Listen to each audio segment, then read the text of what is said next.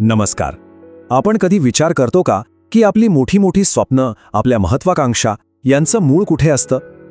अनेकदा त्यांची मुळं सापडतात लहानपणी ऐकलेल्या, वाचलेल्या अगदी साध्या सोप्या गोष्टींमध्ये.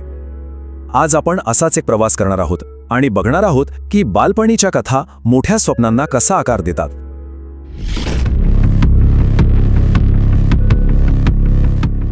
हे चित्र बघा. या मुलाला आंब्याचं झाड हवंय. किती साधी इच्छा आहे नाही का? पण खरं तर प्रत्येक मोठं स्वप्न अशाच एका साध्या इच्छेतून, एका छोट्या कल्पनेतूनच तर जन्माला येतं. तर मग प्रश्न हा आहे की ह्या कल्पना येतात तरी कुठून? चला मग याचं उत्तर शोधूया. आणि यासाठी आपण आधार घेणार आहोत एका गोष्टींच्या पुस्तकाचा. पण थांबा, हे फक्त एक पुस्तक नाहीये हा.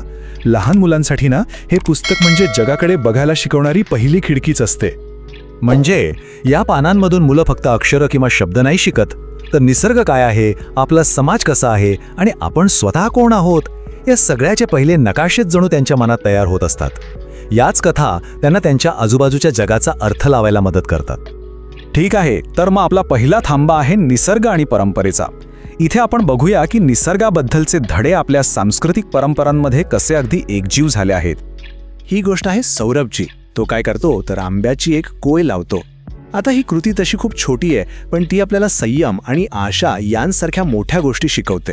अरे, आपल्या हातून काहीतरी उगवतंय, वाढतंय, हे बघण्याचा जो आनंद असतो ना, तो यात दडलेला आहे. आणि मग निसर्गाशी जुळलेलं हे वैयक्तिक नातं पुढे जाऊन एका सामूहिक उत्सवाचं रूप घेतं.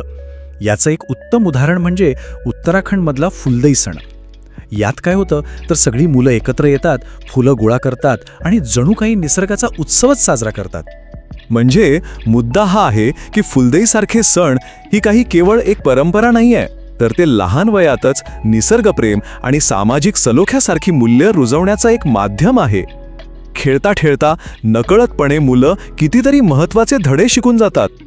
ओके, तर निसर्गाच्या दुनियेतून आता आपण वळूया सामाजिक संबंधांच्या जगात. बघूया कथांमधून आपल्याला न्याय, हुशारी आणि एकमेकांशी कसं वागावं हे सगळं कसं शिकायला मिळतं. एक प्रश्न आहे, एक लांबचा दिवा कोणाला थंडीपासून वाचवू शकतो का? काय वाटतं? अकबर आणि बिरबलाच्या प्रसिद्ध गोष्टीची सुरुवात होते ती ह्याच एका विचित्र प्रश्नानं. हा प्रश्न आपल्या तर्कालाच आव्हान देतो आणि आपल्याला एका भन्नाट कथेकडे घेऊन जातो. गोष्ट अशी आहे की एक गरीब माणूस पैजेसाठी रात्रभर यमुनेच्या अक्षरशः गोठवणाऱ्या थंड पाण्यात उभा राहतो आणि त्याची नजर फक्त राजमहालातील एका दूरच्या दिव्यावर खिळलेली असते. विचार करा, केवढं मोठं आव्हान असेल हे. पण दुसऱ्या दिवशी सकाळी जेव्हा तो दरबारात येतो तेव्हा सम्राट अकबर त्याला बक्षीस द्यायला चक्क नकार देतात. आणि कारण काय सांगतात तर म्हणे, अरे, तू माझ्या दिव्याच्या उभेमुळेच थंडीतून वाचलास. कमाल आहे नाही का? किती अतार्किक आहे हे. इथेच तर बिरबलाची हुशारी कामी येते. तो सम्राटाशी वाद घालत बसत नाही. तो काय करतो, दुसऱ्या दिवशी एका उंच बांबूला खिचडीचं भांडं लटकवतो आणि खाली जमिनीवर एक छोटीशी आग लावतो. तो सम्राटाला प्रत्यक्ष दाखवून देतो की जितकं त्या दूरच्या आगीवर खिचडी शिजणं अशक्य आहे, तितकंच त्या दूरच्या दिव्याने उब मिळणंही अशक्य होतं. आणि बिरबलाचं हे प्रात्यक्षिक बघून सम्राटाच्या डोळ्यात जणू अंजनच घातलं जातं.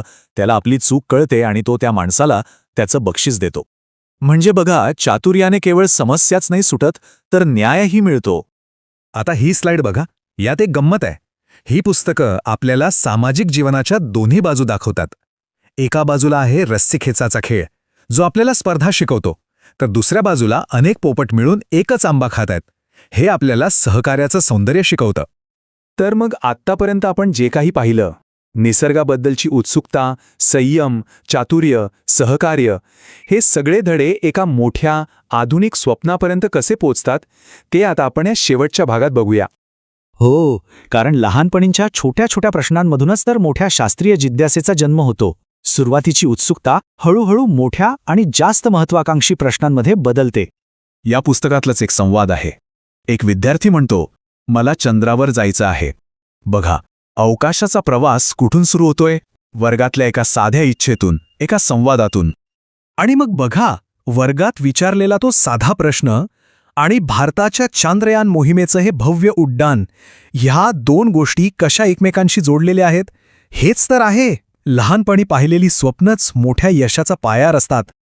चांद्रयान-3 मोहीम ही फक्त एक वैज्ञानिक कामगिरी नव्हती, ती होती चंद्रयान-2च्या अपयशानंतर हार न मानता केलेल्या अथक परिश्रमाची कहाणी. या एका मोहिमेने भारताला चंद्राच्या दक्षिण ध्रुवावर उतरणारा जगातला पहिला देश बनवला. हा प्रचंड राष्ट्रीय अभिमानाचा क्षण होता आणि लाखो करोडो लोकांच्या स्वप्नांना मिळालेलं एक उत्तर होतं. तर मग ह्या सगळ्या प्रवासातून आपण काय शिकलो?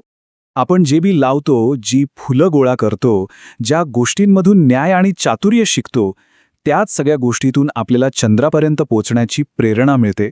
मग शेवटी एकच प्रश्न उरतो. आपण आजच्या मुलांना ज्या गोष्टी सांगत आहोत, त्यातून उद्याचं जग कसं असेल, कसं घडेल?